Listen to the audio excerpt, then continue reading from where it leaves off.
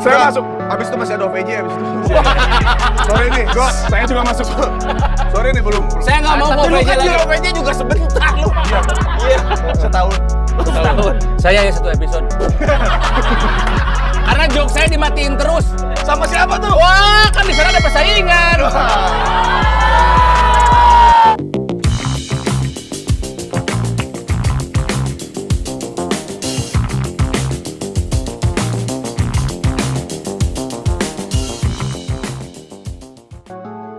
Obrolan Uus dengan Ronald Surapraja soal pelawak sombong rupanya masih menjadi perbincangan hingga saat ini.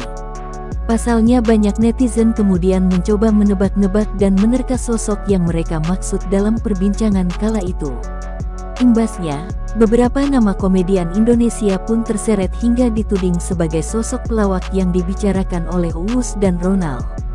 Salah satu yang namanya sempat dikait-kaitkan dengan obrolan Uus dan Ronald adalah Parto. Namun kini muncul sosok yang justru bak memberikan bantahan kuat terkait dugaan tersebut.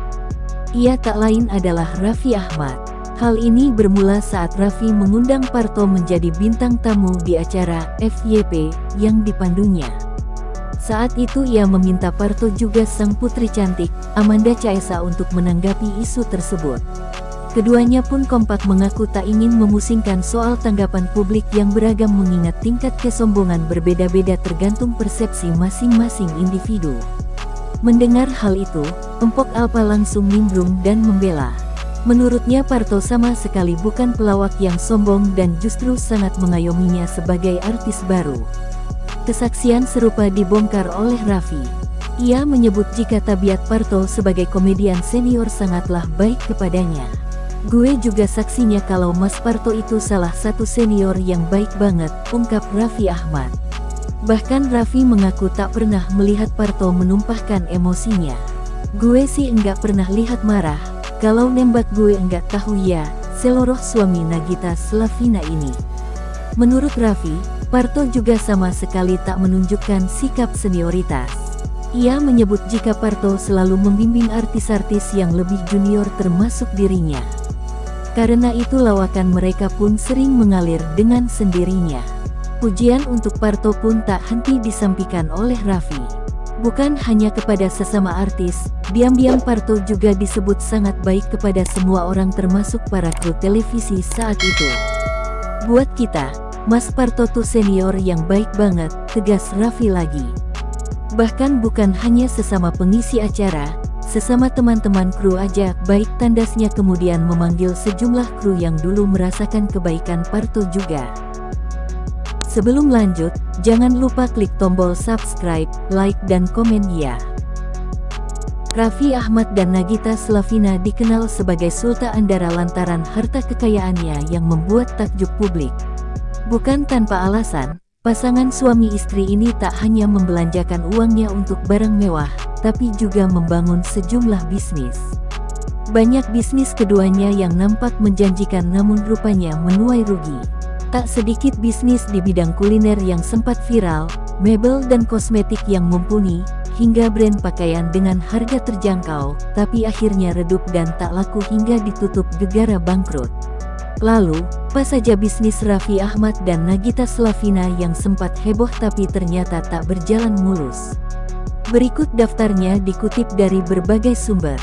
Salah satu bisnis kuliner yang viral milik Raffi Ahmad Nagita Slavina adalah bakmi RN. Awalnya, bisnis ini nampak menjanjikan karena masyarakat Indonesia tentu akrab dengan rasa bakmi yang lezat dan gurih tersebut. Bisnis bakmi RN pun booming di tahun 2017 lalu. Deret menunya juga bervariasi mulai dari bakmi original, bakmi cumi cabe ijo, serta varian nasi ayam BBQ. Banyaknya varian rasa itu membuat pecinta kuliner ramai berburu hingga sempat membuka cabang di pusat perbelanjaan besar di Indonesia. Tak disangka, variasi menu itu tetap tak membuat bisnisnya bertahan dan harus tutup pada 2019 lalu. Nagita Slavina dan Raffi Ahmad termasuk dari deret artis yang membuka usaha kue kekinian dengan nama Gigi Eat Cake. Bisnis kue bolu hits itu ramai pembeli pada tahun 2018 lalu. Tingginya peminat membuat Nagita Slavina buka cabang di Bekasi, Serpong, hingga Bandung. Namun, bisnis kue viral ini meredup hingga harus tutup pada tahun 2019. Tak jauh berbeda dengan dua bisnis kuliner sebelumnya, Nagita Slavina dan Raffi Ahmad mencoba peruntungan di bidang camilan ringan dengan merek Nagitos. Camilan ini merupakan keripik berbahan dasar talas dengan 4 varian rasa, yaitu bawang, keju, pedas, dan barbeque. Camilan ini pun ramai diperbincangkan, apalagi di kemasannya menampilkan wajah Nagita Slavina yang dikenal banyak orang. Nampak menjanjikan, namun camilan ringan ini pun tak laku dan harus berhenti produksi sejak 2020 lalu. Tak ingin berhenti dengan bisnis kuliner, Raffi Ahmad dan Nagita Slavina pun mencoba memproduksi camilan ringan serupa dengan merek King Kong Snack. Camilan ringan ini berbahan dasar singkong dengan varian rasa original, keju, barbeque, dan pedas. Harga yang ditawarkan sebenarnya cukup terjangkau, namun tak jual laku hingga terpaksa berhenti produksi. Di tahun 2017, tren minuman berbahan dasar mangga nan segar sempat viral dan digemari pecinta kuliner. Raffi Ahmad pun mencoba peruntungan dengan ikut membuka minuman olahan berbahan dasar mangga dengan merek Mango Bomb. Bisnis ini sendiri ternyata hasil kerja sama Raffi Ahmad dengan pengusaha Rudy Salim. Rasa mangga yang segar tentu membuat masyarakat ramai berburu Mango Bomb. Sayangnya, bisnis ini tetap harus tutup pada 2019 lalu.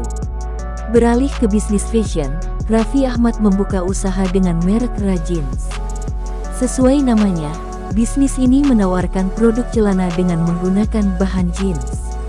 Meski dijual dengan harga terjangkau dan nama besar Raffi Ahmad, beberapa toko yang dibuka terpaksa ditutup karena tak laku. Masih melebarkan sayap bisnis, Raffi Ahmad kerja sama dengan Dio Living untuk membuka merek RANS Nusantara. Bisnis ini memproduksi mebel atau furnitur lokal yang berasal dari para desainer dan perajin asal Indonesia. Namun, bisnisnya tak berjalan lancar karena ada pecah kongsi antara Raffi Ahmad sehingga RANS Nusantara pun gulung tikar. Sebelum lanjut, jangan lupa klik tombol subscribe, like, dan komen ya. Pengusaha yang juga merupakan influencer keuangan terkenal Rudy Salim, bercerita soal jatuh bangun merintis bisnis sebagai pengusaha di Indonesia. Sosok yang kerap dipanggil Crazy Rich, karena bisnis barang mewah ini mengungkapkan bahwa dunia bisnis memiliki ketidakpastian tinggi sehingga penting untuk memitigasi risiko. Sebagai pengusaha kita selalu berjalan di tangga yang licin, balik lagi kepeleset berkali-kali, ungkap Rudy Salim. Dirinya mengungkapkan dalam dunia bisnis banyak pengusaha yang tertipu sehingga penting memiliki paradigma dan visi kuat dalam melihat suatu bisnis. Selain itu dia juga mengungkapkan banyak juga bisnis yang gagal meskipun sudah ada feasibility study dan sumber pendapatan yang jelas. Rudy mengungkapkan bahwa salah satu bisnisnya dengan pesohor kenamaan Raffi Ahmad mengalami kerugian hingga 70 miliar rupiah, meskipun di awal-awal sempat untung 20 miliar rupiah. Di 2 tahun untung 20-an miliar, per Januari rugi hampir 70 meter, terang Rudy. Sebelumnya, dalam wawancara di YouTube Ngobrol Esix, Rudy sempat ditanyai oleh Anang Hermansyah terkait dana investasi Rp60 hingga 70 rupiah di perusahaan film yang olehnya dijawab, "Gak tahu kemana." Terima kasih sudah menonton.